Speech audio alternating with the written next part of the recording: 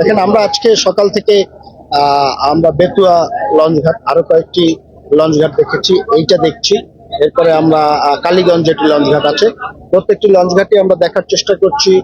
আমরা জাহাজ কর্তৃপক্ষ যারা জাহাজ পরিচালনা করছেন তাদেরকে সব বিষয়ে সতর্ক করার এবং সতর্ক রাখার চেষ্টা করছি।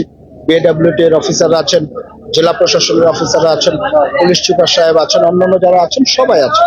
আমরা সবাই মিলে যে কাজটি করার চেষ্টা করছি তা হলো, যে মানুষগুলো ঈদ উপলক্ষে ঘরে এসেছে, বাড়িতে এসেছে, আনন্দঘন পরিবেশে যেন তারা সবাই সুস্থভাবে নিরাপদে যেন তারা ঢাকায় ফিরতে পারে এবং যে যার যার কর্মস্থলে যোগ দিতে পারে, সেই বিষয়টি আমাদের নিশ্চিত করা।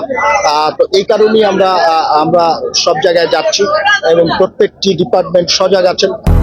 200-র বেশি সার্ভিস ও ফিচারে লেনদেনের সব বিকাশ অ্যাপে সম্ভব। জাহাজগুলো সঠিক সময় ছেড়ে যাচ্ছেন, প্রত্যেকটি জাহাজের ভাড়া ঠিক মতো দিচ্ছেন কিনা আমরা সেই বিষয়টি চেক করে দেখছি। সবকিছু এখন পর্যন্ত ঠিক আছে। আমরা চাই ফিরতি পথের যাত্রাটা নিরাপদ হোক, স্বাচ্ছন্দ্যময় হোক এবং আনন্দময় হোক। তো এই কাজটি আমরা করার চেষ্টা করছি। আর আপনারা জানেন যে আমরা আসলে রোজার সময় দায়িত্ব নিয়েছি।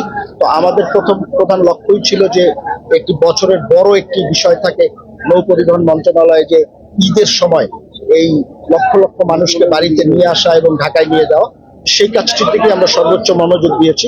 অন্য যে বিষয়গুলো আছে সেই বিষয়গুলো, ঈদ শেষ হয়েছে, আজকে থেকে অফিস শুরু হয়েছে, হয়তো আগামী সপ্তাহ থেকে আমরা সেই বিষয়গুলো নিয়ে আমরা কাজ শুরু করব।